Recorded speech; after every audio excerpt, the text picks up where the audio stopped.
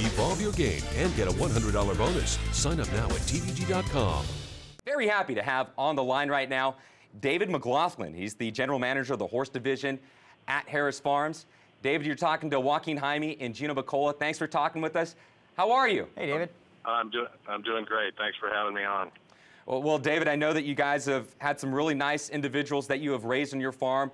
You think a Soviet problem back in the mid-'90s. You're two-time Breeders' Cup Classic winner in Tisnow. And how's it sound to have raised a Kentucky Derby winner in California Chrome? Well, it's something that I think when you get into the horse business, it's always a dream to have something like that. But it's one of those things that you think is so far out there that it will always be a goal, but possibly not attainable. But to have it happen was just a wonderful event for all concerned. Everyone's certainly very thrilled that it's happened. And David, let's go back to before this horse even raced, because this is California Chrome by Lucky Pulpit out of a Not for Love mare. And was Lucky Pulpit the first choice as a stallion on your guys' stallion roster?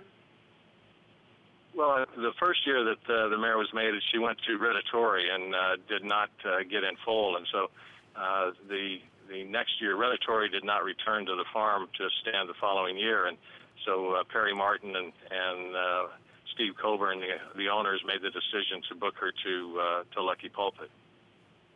We're looking now at the Lucky Pulpit family tree, and isn't it amazing, Dave, in the world that we live in nowadays, when the sires and the breeding fees are so much, we can have a Derby winner beating these $100,000, million horses who stood for what was it, $3,500 recently? Well, his stud fee was $2,500 since he entered stud, and then after the San Felipe, actually his book closed prior to the San Felipe, and after the race, Mr. Williams wanted the fee to go to $10,000, which it was for the remaining mares. Yeah, Dave, we're taking a look at one of the races for Lucky Pulpit here at Del Mar. He was a three-time winner, didn't win beyond 5 1/2 furlongs. He was a stakes winner sprinting on the turf. How much more interest in Lucky Pulpit have you guys received since May 3rd? Well, actually, his book was pretty much closed by that point. Oh, really? Because we were already booked to 124 mares, and we had closed him off at that point. There have been numerous inquiries about, possibility of breeding to him this year, and then others are inquiring about 2015 seasons, which we'll try and accommodate after the service fee is determined sometime in September or October. And David, what about the exposure that Harris Farms has received? Because you guys are obviously a dominant force in the breeding industry here in California. Your guys' farm is in Coalinga, about 200 miles north of Los Angeles. How much exposure have you guys received since the Kentucky Derby? Well, I think there are a lot more people that have Coalinga programmed into their GPS than they used to. Right off the 5. Yeah, we've had considerable press and media activity, which is wonderful for the sport.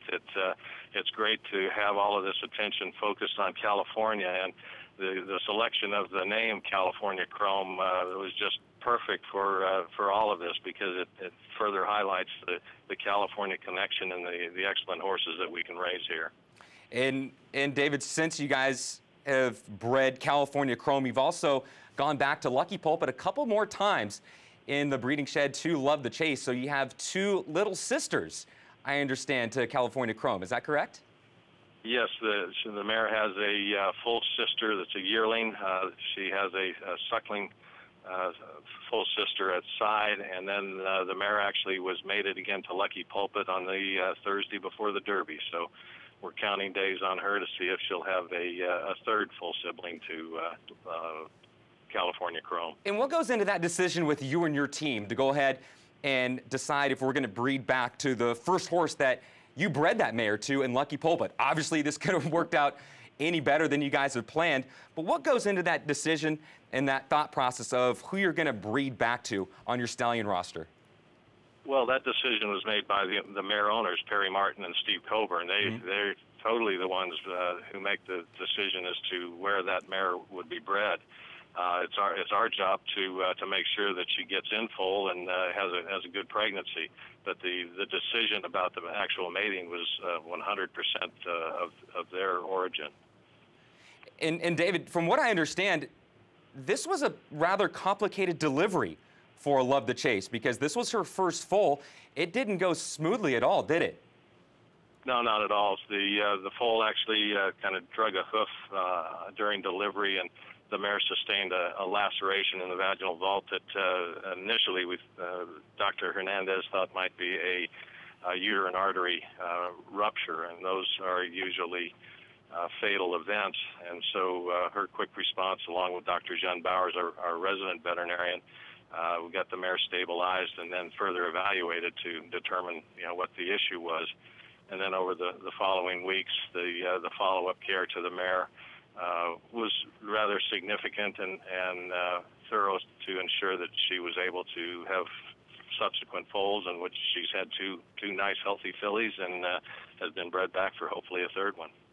David, we're going to pull up your website right now at harrisfarms.com. Wanted to show some of the people. There's a line that we hear a lot of times in California. They say, it pays to own a Calbred. Well, we really saw with a horse like California Chrome, we usually talk about it when we talk about the big purses and the races run in California or the Calbred breeding incentives. But let's talk about some of the real affordable horses that you have standing out at your farm right now. I'm looking at Unusual Heat. We know Unusual Heat has had all sorts of success with grass runners. We know about Heat Seeker, Thorn Song. Tell us a little bit about the rest of your stallion roster.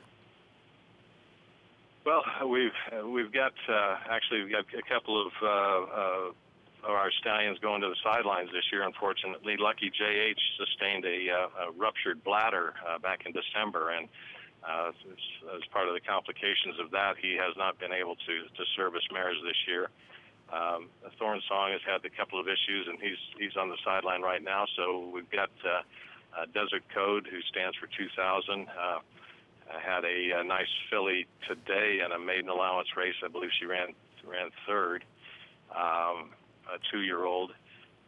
He's been a good stallion for us, a good young stallion, and of course one of the nice older reliable stallions, Tiz Bud, sire of Tiz Flirtatious and Ambitious Brew and Soy Fett. That he stands for 1,500, and so all of those I think are very affordable. We've been talking to David McGlothlin, the general manager of the horse division at Harris Farms. That is where your Kentucky Derby winner, California Chrome, was foaled just 3 years ago at Harris Farms in Coalinga, California. David, thanks for talking to us, and congratulations to you and your staff, welcome, and enjoy the Preakness on May 17th. We sure will. Thanks for having me on.